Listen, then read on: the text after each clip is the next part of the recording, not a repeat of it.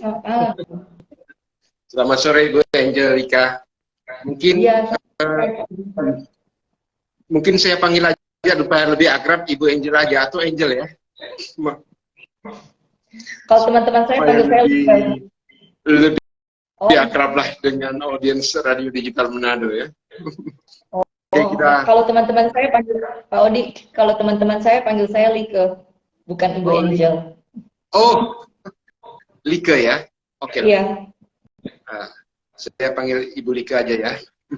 Ya. Oke, kita mulai aja Ibu Lika ya. Oke, boleh.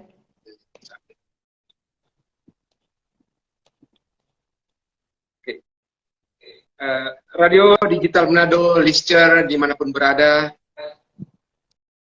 sore dan sudah berganti malam, kami di Manado cerah, sore yang sudah berganti malam dengan cerah. Kami dari studio berharap listener dimanapun berada dalam keadaan baik, sehat, dan happy selalu. Sudah bergabung dengan kita pemerhati lingkungan dan pelaku pariwisata di Manado. Saya sapa sahabat resminya Ibu Angelika Batuna, tapi saya panggil Ibu Lika aja ya. Oke, boleh. Selamat sore Ibu Lika, apa kabar? Selamat sore, Pak Odi. Kabar baik. Puji Tuhan, sehat-sehat masih.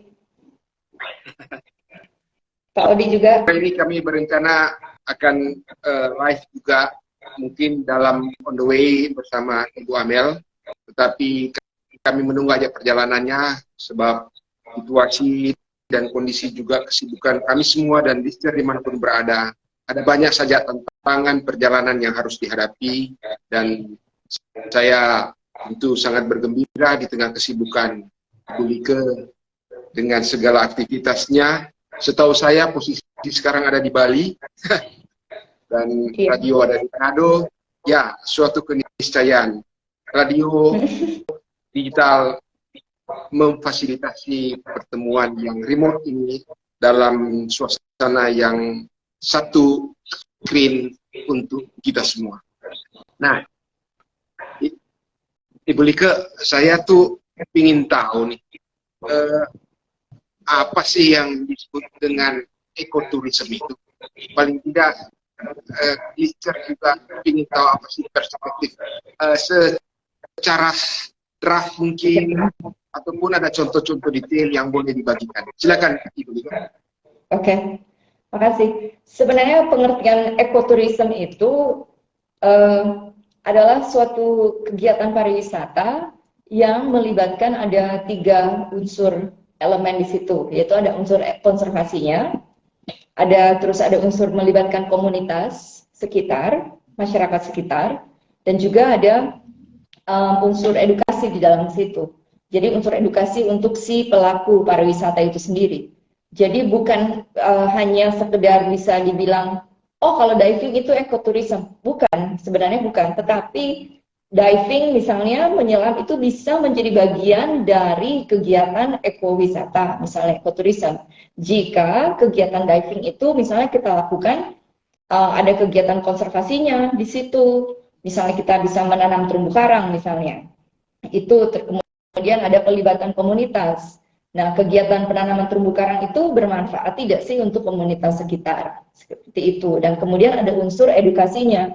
Misalnya sambil menyelam, ya karena dia mau menanam terumbu karang itu, jadi orang yang menjalankan kegiatan wisata itu juga dia belajar sesuatu dari situ. Jadi ekoturism dan nature tourism itu berbeda. Belum tentu nature tourism itu merupakan sesuatu yang ekoturism juga. Orang jalan-jalan ke Tangkoko ya bisa aja, kalau hanya sekedar jalan-jalan bukan berarti ekowisata.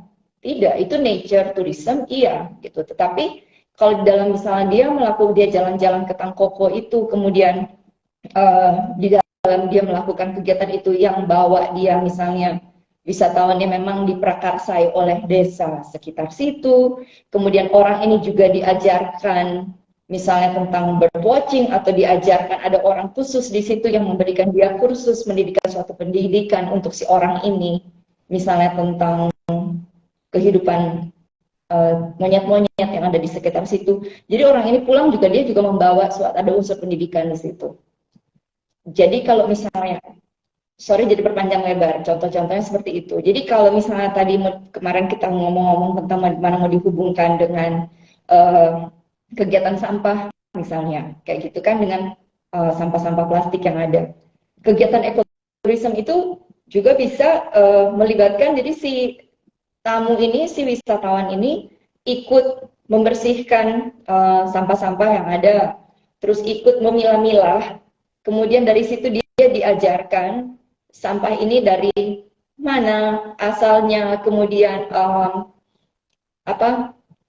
diajarkan bagaimana cara kita mendaur ulang gitu, sehingga waktu dia pulang juga dia ada suatu pelajaran dari situ yang didapat. Nah, itu hubungannya kalau ekowisata sama pengelolaan sampah plastik misalnya, kayak gitu.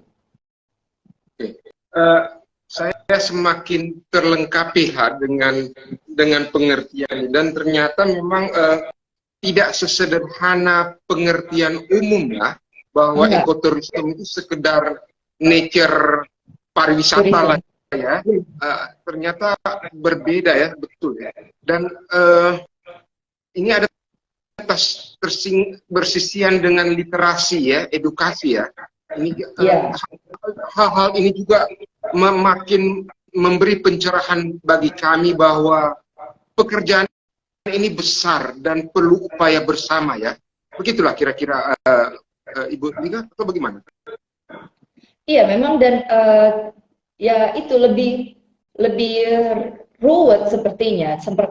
Kalau misalnya benar-benar dibuat bilang ini suatu ekoturism yang murni gitu, karena jadi kegiatan pariwisatanya itu juga selain ada unsur konservasinya, tetapi harus jadi memang mendatangkan benefit secara directly terhadap konservasi misalnya, dan juga mendatangkan benefit secara keuangan misalnya untuk konservasi.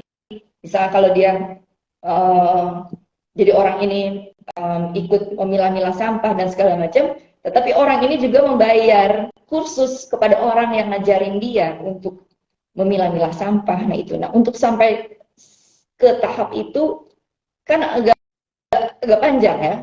Kalau misalnya dengan kegiatan terumbu karang misalnya, atau ikut menanam mangrove misalnya, atau penanaman mangrove, bisa juga. Jadi orang ini, si wisatawan ini, si pelaku ekowisata itu, dia akan membayar untuk membeli mangrove misalnya. Jadi uang yang dia berikan itu bisa menguntungkan ke masyarakat sekitar yang membuat bakau itu ada benefit di situ kan, tapi secara konservasi juga mendapatkan keuntungan dari situ gitu. Atau dia membersihkan yang tadi kalau sampah-sampah plastik, orang ini juga ikutan bantu untuk bayar untuk dia mau bayar ke situ gitu. Bukan kalau kita kan biasanya kalau kita buat kegiatan membersihkan pantai gitu kan, malah kan biasanya orang pikir kita selesai bersih itu pantai gitu kan. Jadi kan nggak mungkin terus minta terus orang ini juga untuk berkontribusi, atau sebenarnya bisa aja, tapi kan kebiasaan orang yang ikut berkontribusi untuk bersihkan pantai itu malah dia biasanya mengharapkan mendapatkan imbalan kan, mau dikasih kaos lah, atau dikasih makanan kotak lah, atau apalah semacam itu. Tetapi ini ya itu harus ada benefitnya langsung ke lingkungan, tapi orang ini yang memberikan ke situ. Dan biasanya itu dilakukan dengan dalam suatu skala yang kecil gitu kan, bukan mass tourism. Jadi bukan rombongan 100 orang kita mau melakukan suatu kegiatan ekowisata, enggak seperti itu. Oh, nah tadi sempat dijelaskan ada relasi yang amat kuat dengan yang disebut dengan konservasi. Apakah ekoturism ini juga harus berkonservasi, atau just sekedar untuk menikmati hasil konservasi itu? Ini saya bolehkah dibantu untuk menjelaskan hal ini? Ya, kegiatan ekoturism itu otomatis si pelaku ini juga melakukan kegiatan konservasi gitu, bukan hanya menikmati hasil. Kalau menikmati hasil itu tadi nature tourism, kita jalan-jalan ke hutan atau kita jalan-jalan, kita pergi snorkeling, menikmati keindahan terumbu karang, kita pergi diving, itu bisa juga dikategorikan sebagai nature tourism, tetapi belum tentu itu merupakan kegiatan ekowisata, ekoturism. Waduh, makin cerahlah kami. Ternyata tidak sesederhana tulisan-tulisan yang dibaca ya. Ternyata menyangkut effort. Iya. Kalau saya akan hati-hati sekali menggunakan kata itu untuk melabel perusahaan saya sebagai perusahaan ekowisata. Saya nggak, kalau saya secara pribadi saya nggak berani, belum berani sampai ke situ.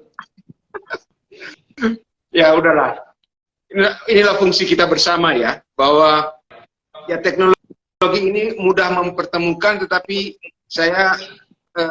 radio kami sering sekali dalam tagline bersama menghubungkan yang tidak terhubung, yang belum terhubung, mengangkat yang belum terangkat, dan menghibur yang belum terhibur. Ini saya rasa dalam relasi mencerahkan bagaimana audiens, pendengar, juga terbekali secara paripurna tentang terminologi, at least minimal terminologi itu clear lah ya. Iya, terminologinya jelas dulu, ya.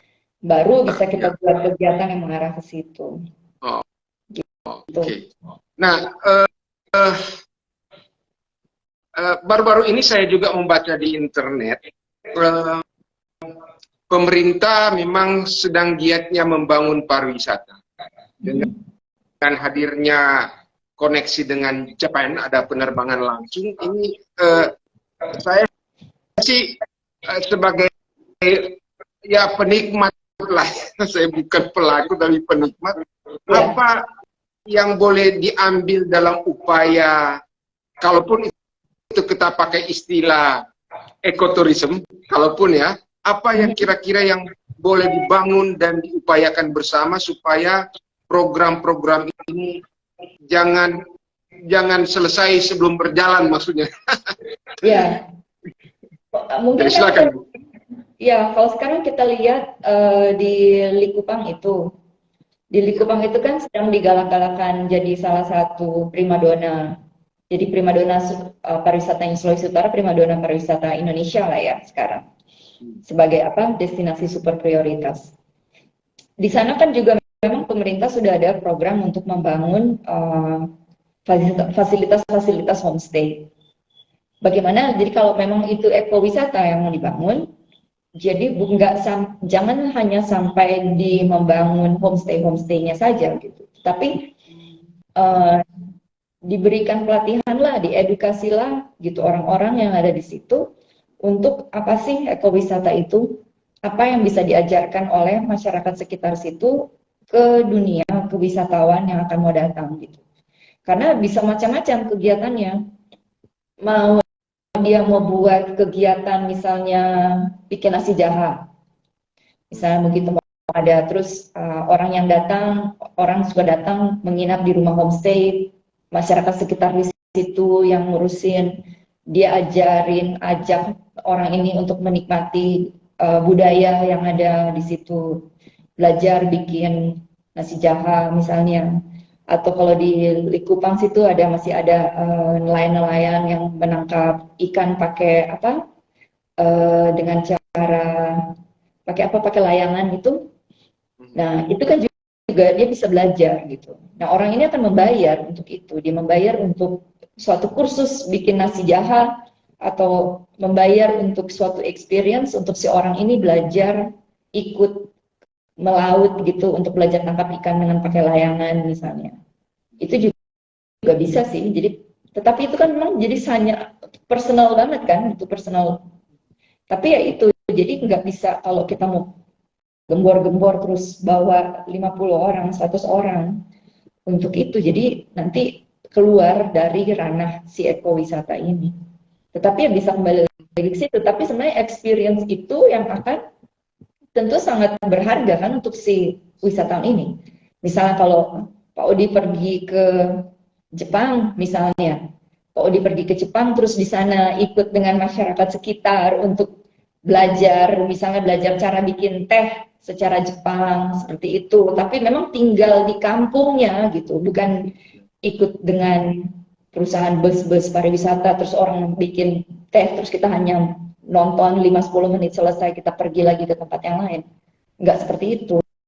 Jadi, tapi itu kan kalau misalnya betul-betul dipelajari, misalnya ikut dari awal, belajar pakai kimononya dulu, adat istiadatnya dikasih tahu. Misalnya itu kan kalau misalnya kita ke Jepang tuh, terus misalnya ada turis macam itu, tinggal dengan orang kampung di sana, diajarin caranya itu, belajar kebudayaan mereka tentang samurai lah, atau tentang segala geisha yang segala macam.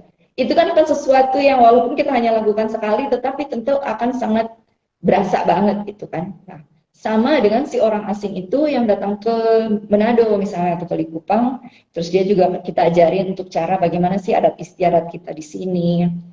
Diajak ke pesta kawinan misalnya.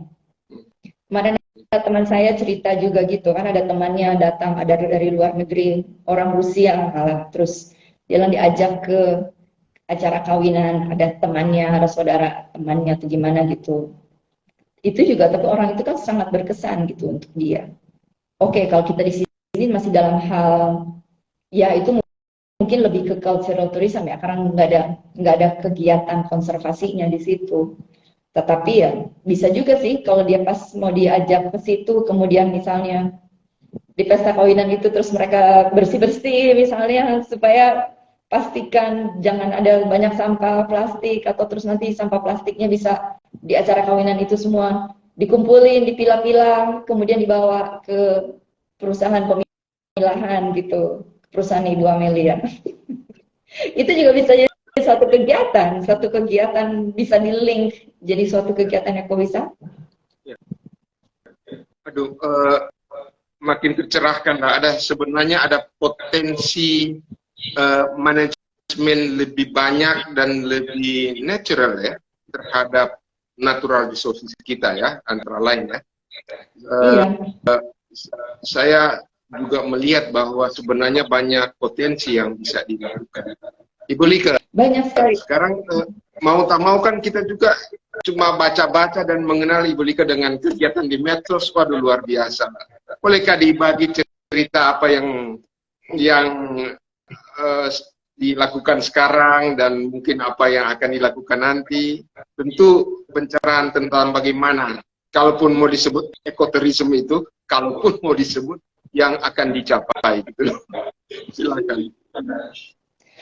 Kalau untuk mengarah ke ekoturism itu gimana ya, susah-susah gampang sih. Karena terus terang kalau pahit-pahitnya saya takut dicela sama teman-teman yang memang konservasionis gitu kan. Kalau hanya buat sesuatu kegiatan yang oke, di tempat saya misalnya kita ada pakai solar panel lah gitu, kemudian kita juga ada kegiatan pemilahan sampah plastik, terus ada juga kita buat ada nursery untuk terumbu karang di situ. Cuman saya masih khawatir sih, saya belum berani melabel perusahaan saya sebagai perusahaan ekoturism. Jadi lebih ke perusahaan, kalau pengennya sih jadi suatu perusahaan yang ramah lingkungan, itu saja dulu yang lebih concern. Jadi tujuan perusahaannya oke, kita membawa ada di resort kami di Murex itu kita sebagian besar wisatawannya kan wisatawan asing, kemudian orang-orang datang diving gitu. Tapi paling tidak di dalam kita melakukan usaha, kita itu lebih concern, lebih conscious dengan kegiatan konservasi dengan alam gitu. Dan untuk sebisa mungkin tetap ada kerusakan, tidak bisa dihindari, sangat sulit, tetapi ya paling enggak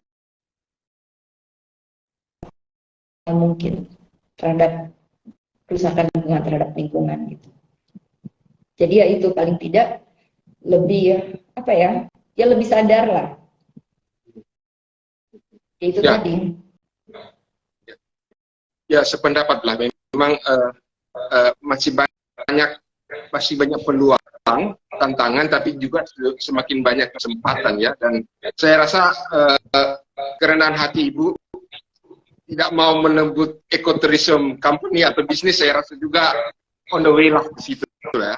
Cuma paling tidak sudah memulainya, sebab siapa lagi yang harus menotifikasi, siapa lagi yang harus memberi contoh kalau bukan dari kita sendiri gitu lah. Dan saya rasa ya Ibu waduh sudah melakukan one step ahead lah, bahwa memang belum sempurna ya tentulah ya, tetapi paling tidak sudah memberi contoh. Sebab siapakah yang harus menotifikasi dengan terbukanya pemerintah mendorong ada penerbangan langsung ke Jepang dan semakin terbukanya sesudah masa pandemi ini, kalau tidak ada yang membuat pendahuluan yang baik.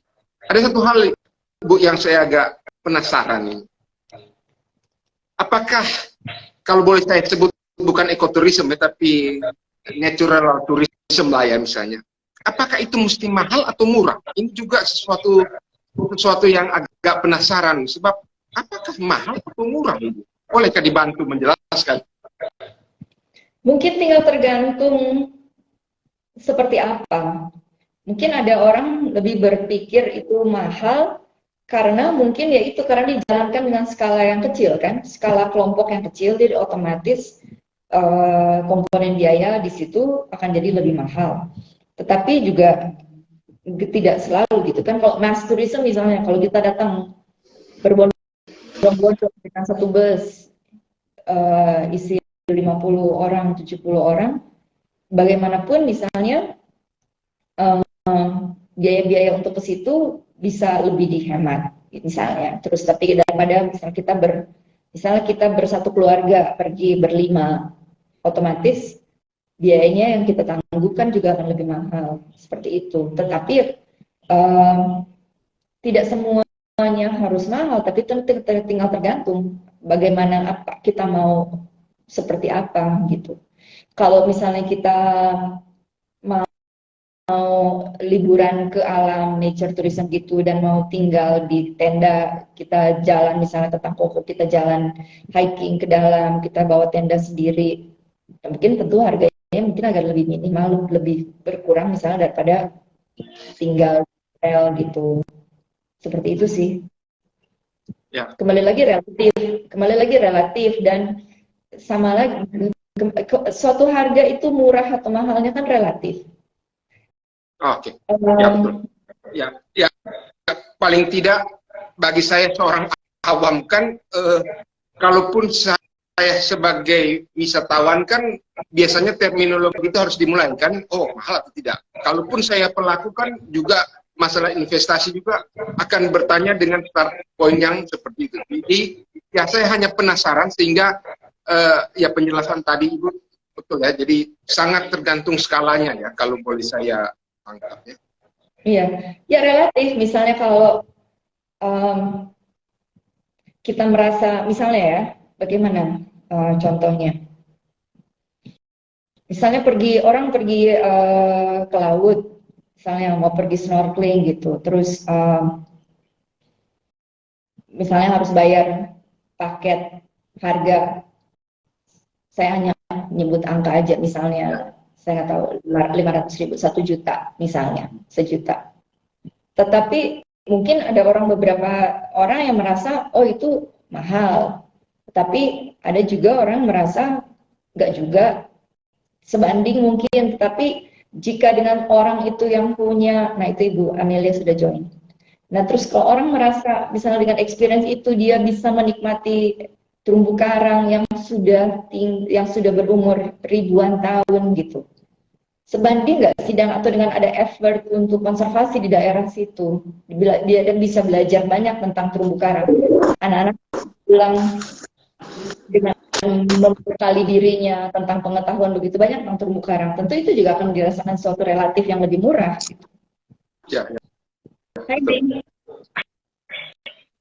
Hai, mohon maaf agak lama untuk ikut bergabung. Ya, Lister Radio Digital Manado sudah bergabung dengan kita, sahabat Amelia Tungkar. Jadi kami sudah bertiga ya. Oke, Amel, saya sudah memulainya dengan Ibu Lika. Tadi diskusi terakhir saya agak tajam dikit-dikit mencari tahu apakah mahal atau murah nggak ya yang disebut dengan saya sebut aja lah nature tourism, sebab saya dikritik ternyata pakai ekoturism. Nggak apa-apa lah, kita ngobrol aja ya. Oke, saya pakai apakah mahal atau murah, dan penjelasan Ibu Mika ya sangat tergantung dapat. Saya rasa juga sependapat ya, sangat tergantung daripada nilai intangible atau tangible ya, sebab ada banyak nilai yang tak bisa dikonversi dengan rupiah ya, sebab jauh lebih penting bagaimana kita menjaga dan melestarikan. Oke, Ibu Mika, kita mau ambil dulu ya sebentar, sebab diskusi kita 2 minggu yang lalu ada sempat mengusulkan untuk berseri. Berserinya karena ada banyak insight bagus dari Amel dengan kegiatannya yang kayaknya berhubungan juga dengan nature tourism ini, atau mohon maaf saya pakai lagi istilah ekoturism ini. Bagaimana Amel? Sebab sesungguhnya kan ada hubungan, tetapi bagaimana kelestarian lingkungan, penanganan sampah dengan ekoturism itu bagaimana sih? Boleh Kak Amel membagi perspektif hal itu? Sebenarnya untuk tentunya kita mengundang para wisatawan lokal maupun sebenarnya dari luar negeri yang nanti akan berkunjung dan sudah dicanangkan oleh pemerintah akan berkunjung ke kota Manado dan Sulawesi Barat. Tentu kita butuh berbenah diri sendiri dari dalam, di mana masyarakat sendiri juga harus lebih sadar akan pentingnya satu kebersihan lingkungan dan menjaga lingkungan tersebut agar bisa tetap lestari, bukan malahan mencemari lingkungan tersebut. Nah, itu sangat penting, dan tentunya itu menurut saya juga merupakan salah satu poin penting ya, karena itu yang akan menjadi penilaian bagi segala sesuatunya. Apalagi bila mana mereka pergi memang khusus ke Sulawesi Utara itu untuk diving. Nah, yang kita tahu kan juga sampah-sampah yang ada di laut pun juga itu sangat mencemari, dan itu pada season-season tertentu sampah tersebut sangat banyak di laut, mulai dari permukaan sampai dengan 30 meter. Itu yang harus kita kendalikan, dan tentunya harus kita sadarkan kepada masyarakat bahwa membuang sampah, sungai itu bukan tempat sampah, laut itu bukan tempat sampah. Itu yang kita harus sadarkan kepada mereka, karena jujur setiap harinya kami mengangkut sampah yang ada di muara sungai itu cukup banyak. Setiap hari mungkin sekitar 30-40 karung yang kami angkat, itu kalau tidak terlalu banyak hujan dari atas ya. Tetapi yang kalau banyak hujan dari atas itu satu muara sungai aja itu 10 karung. At least. Iya, jadi ya memang kesadaran masyarakat sendiri itu yang perlu ditingkatkan kembali. Biar bagaimanapun itu adalah muka ataupun penilaian pertama yang akan dinilai oleh para wisatawan yang akan berkunjung. Oke, saya ingin mencoba mengait-ngaitkan dengan upaya pariwisata yang hijau. Saya pakai istilah lagi lain, pariwisata hijau, karena ketakutan dikritik Ibu. Karena tadi kan saya bilang kalau ekowisata itu dia harus ada 3 prinsip di situ gitu kan. Jadi ada prinsip konservasinya, prinsip pelibatan masyarakat lokal sekitar, sama ada prinsip edukasi untuk si wisatawan itu gitu. Jadi bukan hanya sekedar melakukan nature tourism kemudian sudah melabelkan diri jadi ekowisata gitu. Ya. Jadi makanya itu sekarang Pak Odi khawatir. Benar. Sebenarnya para resort sendiri yang sudah bekerja sama dengan kami, termasuk salah satunya adalah Murex, mereka sudah melakukan juga edukasi terhadap staff mereka untuk memilah sampah dengan baik dan benar. bagaimana caranya memilah sampah dengan baik dan menjaga lingkungan kita supaya lebih lestari. Karena itu kita sudah lakukan bersama-sama dan bekerja sama dengan Murex itu semenjak tahun lalu ya, setahu saya. Dan itu sangat membantu tentunya untuk para wisatawan juga melihat bahwa we are doing something about the trash in the ocean, we are doing something. Murex juga sering melakukan pembersihan pantai di sekitaran area Pantai Malalayang situ. Tahu saya demikian ya Bu Like ya. Ya saya lebih kalau sekarang untuk kayak pemilahan sampah dan sebagainya itu lebih juga yang di resort yang di pulau sih sebenarnya itu memang ada staf khusus di situ yang kerjaannya setiap hari hanya memunguti sampah di pantai di lokasi kami. Terus plastik-plastik itu dipilah-pilah, dicuci dan kemudian dipilah-pilah gitu. Baru kemudian diangkut. Nah itu di sana kita juga kerjasama dengan LSM segitiga non sampah atau no trash triangle di situ untuk ngangkutin itu dan kemudian dibawa ke fasilitas yang ada di Megamas untuk kemudian sortir dan kita kirim processing menjadi salah satu bahan baku pengganti bahan baku. Oke. Ada satu kata kunci yang kalau saya mau hubung-hubungkan antara penanganan sampah dan tourism eko itu, yaitu di literasi, pendidikan, edukasi gitu loh. Nah, dapatkah program-program edukasi dibungkus menjadi program pariwisata yang hijau? Itu apakah sebab sasaran kan pada umumnya yang kita bisa pahami untuk isu keberlanjutan adalah anak-anak kita, sekolah SD, SMP, SMA, dibekali dengan pemahaman yang utuh. Sebab kalau kita mendidik kepada yang sudah tua-tua kan kayaknya itu wasting time lagi. Mendingan kita mendidik aja lah dengan yang muda-muda supaya betul-betul ada pencerahan dan ada, saya agak pakai kata progresif, revolusi hijau. Karena revolusi hijau itu hanya boleh efektif kita membuat literasi kepada anak-anak SD, SMP, SMA sehingga sasaran-sasaran kita memang bisa kita bikin menginisiatif program bersama ke sekolah-sekolah. Bagaimana ya? Apakah pendapat saya ini terlalu berlebihan atau mohon pencerahan lah dari Ibu Lika dulu dan Amel? Saya dulu. Memang iya kalau kegiatan ekowisata dan itu tidak bisa lepas dari kegiatan edukasi. Jadi dan apalagi kalau untuk apalagi dengan masalah kita kan sekarang di Manado, untuk tantangan terbesar untuk pariwisata Manado itu adalah sampah di laut atau sampah di sungai kayak gitu. Dan itu memang harus dalam saat sekarang ini yang istilahnya kalau mau mengedukasi orang tua sudah agak terlambat kali ya. Tapi lebih baik memang mengedukasi generasi selanjutnya. Dan itu bisa banget untuk diajarin semua gitu, entah mau mulai dari sekolah atau kita mulai dari keluarga kita sendiri untuk mengedukasinya.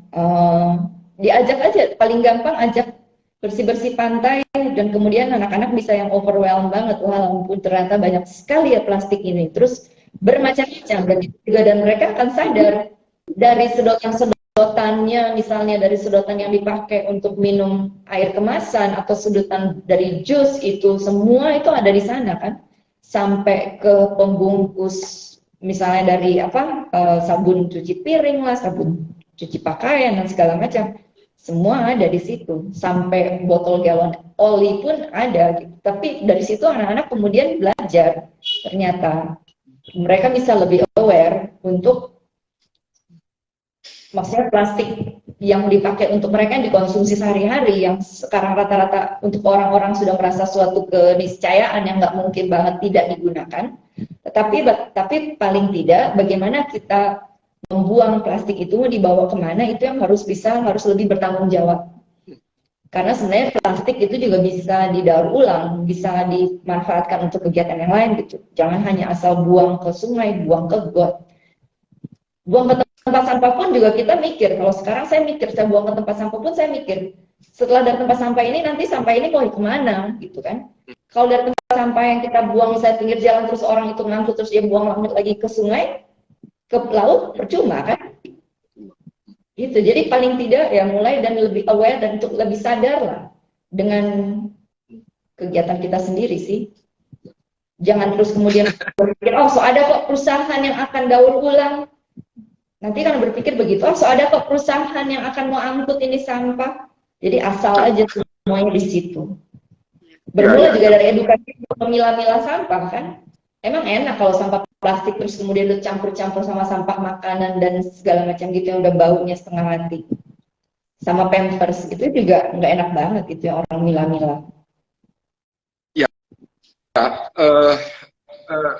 hampirlah memperkuat dugaan saya. Kayaknya ada starting point koneksi yang di bidang edukasi ini yang perlu kita rumuskan yang lebih operasional. Sebisa mungkin itu menjadi kurikulum di sekolah gitu loh, bukan sebagai ekstrakurikuler. Tapi ini memang ternyata memang memerlukan partisipasi banyak orang, termasuk ya teman-teman kita di pemerintahan ya, untuk juga ya tolonglah melihat lebih serius untuk persoalan ini.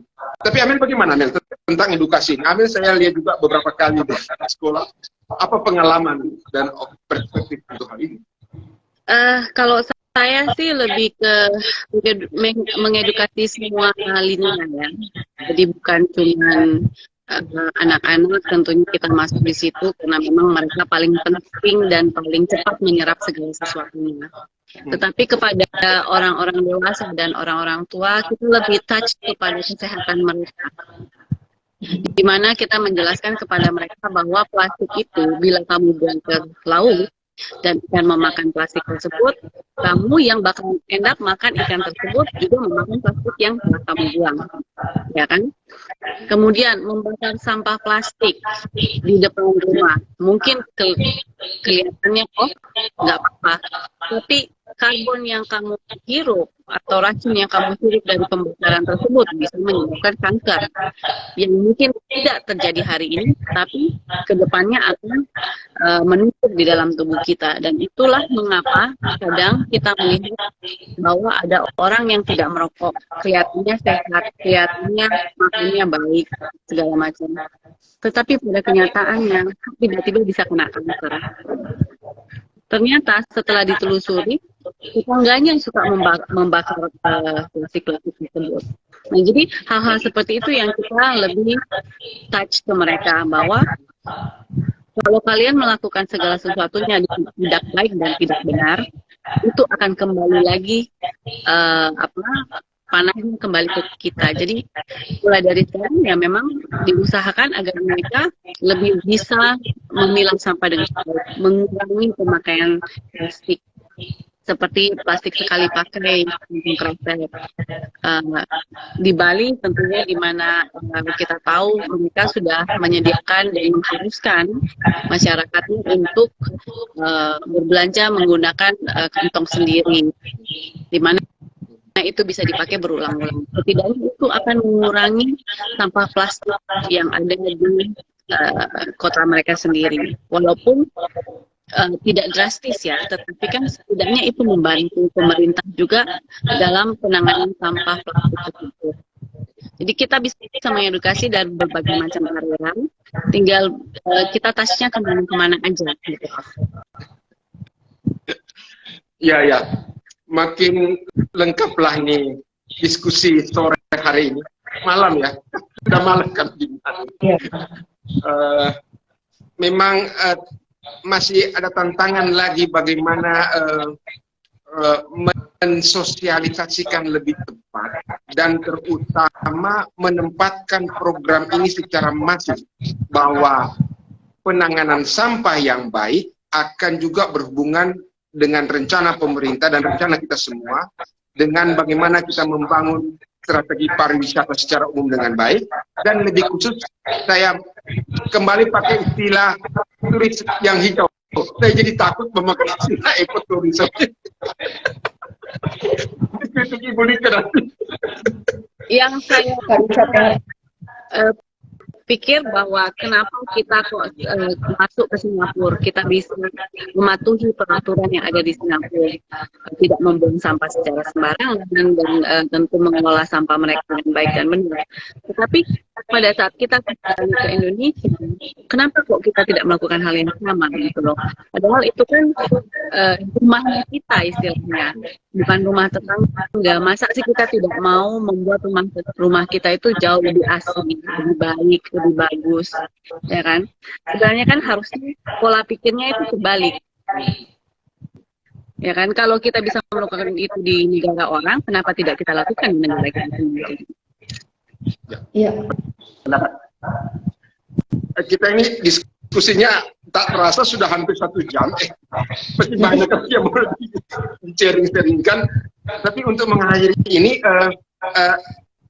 boleh dong diceritakan pengalaman bisnis yang related dengan penanganan sampah dari Amel disosialisasikan, dan juga Ibu Lika dengan program-program bisnisnya. Strategi kita adalah kita berkenalan apa Amel dengan aktivitasnya, apa Ibu Lika dan aktivitasnya. Di akhir aja, di awal-awal kita langsung menukik tajam kepada judul. Dan sekarang ini saya berharap Amel dan Ibu Lika menceritakanlah pengalaman yang sudah dilakukan sejauh ini. Amel Boleh duluan. Oh, kita duluan. Ya. Jadi memang kan kami develop 36 hektar di kawasan Megamas, di mana kami sadar juga bahwa sampahnya juga cukup banyak. Walaupun saat ini masih belum perfect kita bisa mengolah sampah kami dengan baik dan benar, tetapi setidaknya kami bisa mengelola sebagian besar dari sampah tersebut untuk diolah menjadi sesuatu yang lebih berharga. Di mana kami melakukan pemilahan untuk beberapa botol-botol. Jadi sampah plastik yang ada di kawasan itu kami usahakan sebanyak mungkin kami ambil semua jenis plastik. Jadi tidak tanpa terkecuali. Biasanya kan ada yang cuma mengambil yang bagian berharganya, sisanya dia buang ke TPA. Tapi di kami mengambil hampir semua jenis plastik kecuali PVC, sampai busa, kasur, sendal, sepatu, kemudian vinil, semua kami ambil untuk kami olah di co-processing untuk menjadi pengganti bahan bakar. Oke. Ibu Lika, silakan. Kalau dari kami, kalau untuk di resort kan kita ada 2 resort, yang satu di Manado, di Kalase, yang satu lagi di Pulau Bangka, di Kupang sana. Di kedua tempat itu sih semua sampah sudah dipilah. Jadi ada sampah makanan dari restoran dipilah sendiri, kemudian yang sampah-sampah plastik juga. Cuma memang kalau yang tempat kami yang di Manado malah itu pemilahannya masih kacau balau, masih lebih harus diedukasi lagi stafnya untuk pemilahan. Kalau yang di Bangka sudah lebih terarah gitu karena orangnya sudah terlatih, sudah bertahun-tahun yang ngerjain itu. Jadi sampah plastiknya juga kalau yang di sana dipilah, kemudian sudah dicuci, dipisah-pisah, kemudian kita kerjasama dengan yayasan segitiga non sampah, mereka yang ngambil sampah itu dan kemudian sampahnya dibawa ke tempatnya Ibu Amelia gitu. Tapi jadi paling tidak dengan kegiatan seperti itu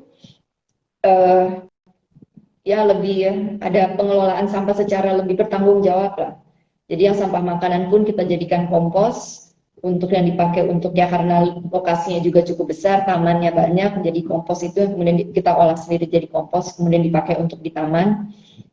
Kemudian yang ya sampah-sampah yang plastik-plastik itu semua dibawa ke tempatnya Ibu Amelia untuk didaur ulang. Saya dengan banyaknya sampah-sampah yang terdampar di pesisir pulau dan pesisir pantai yang ada di resort-resort, tentu itu akan mempengaruhi banget ekosistem yang ada di area pulau tersebut. Turis pasti komplain, itu sudah pasti. Jadi memang sudah menjadi tanggung jawab kita untuk kita sama-sama lebih menyadari bahwa sudah saatnya kita lebih pintar dalam mengelola sampah dengan baik dan benar. Ya, jadi untuk lebih sadar untuk penggunaan plastik sekali pakai itu juga sih. Jadi tidak pakai sedotan plastik misalnya, terus walaupun kita tahu oh toh sampahnya juga nanti didaur ulang, tetapi bukan karena itu terus kita tetap pakai plastik sekali pakai, itu enggak gitu. Jadi kita nggak pakai sedotan plastik lagi, enggak, itu sekarang pakai sedotan yang stainless steel. Kemudian botol juga yang kita kasih ke tamu tidak pakai lagi botol aqua, tapi pakai botol yang dari botol aluminium itu misalnya. Terus ya itu sih untuk bersih-bersih pantai itu non-stop. Karena memang sampah plastik yang kita hasilkan bukan sampah plastik yang kita hasilkan langsung dari resort, tetapi sampah yang kita pungut di pinggir pantai sebenarnya. Setiap hari, itu kan sampah plastik yang paling banyak.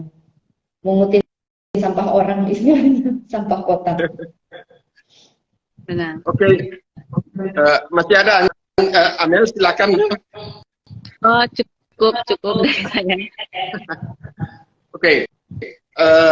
Saya rasa kita cukup dulu untuk diskusi ringan tapi berat sore ini. Ya. Ringan-ringan tapi berat. Oke, nanti kita jumpa lagi.